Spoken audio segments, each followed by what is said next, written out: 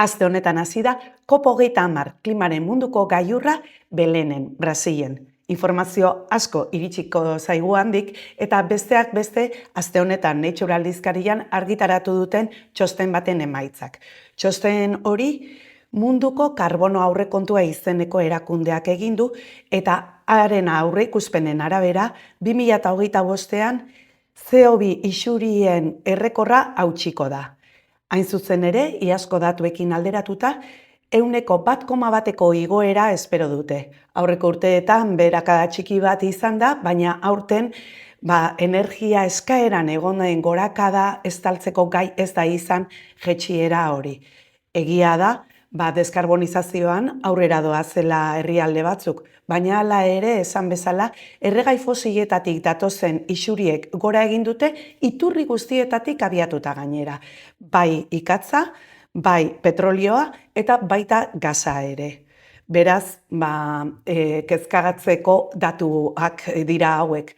Horrek ez du esan nahi, esan bezala, ez doazenik aurrera energia berriztagarriak. Eta adibidez, EHU parte hartu duen ikerketa batean frogatu dute eguzki dorreetako material bat gai dela eguzki energiaren 89,5% xurgatzeko. Eguzki dorreak ez dira oso erabilia gure inguru honetan, baina da sistema bat ispiluz osatuak, ispilu horiek islatzen dute eguzkiaren izpiak dorre batera eta dorre hori estalita dago energia hori xurgatzen duen material batekin.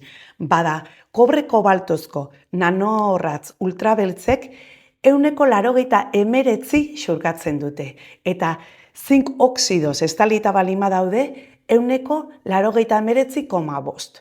Beraz, ikusten da, eraginkortasunean aurreratzen doazela. Eta bukatzeko, osasun arloko ikerketa bat. Ikerketa horretan ikusi dute antizorgailu hormonalek 20% areagotzen dutela bularreko minbizia izateko arriskua. Arrisku hori antizorgailuen erabilera denboraren araberakoa da eta baita beste faktore batzuk ere eragiten dute.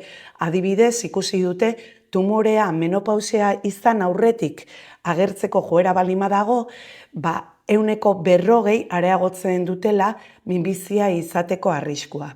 Hortaz, ohartarazi dute, kasuan kasu ikusi behar dela, ze antizorgailu mota den egokiena pertsona bakoitzerako.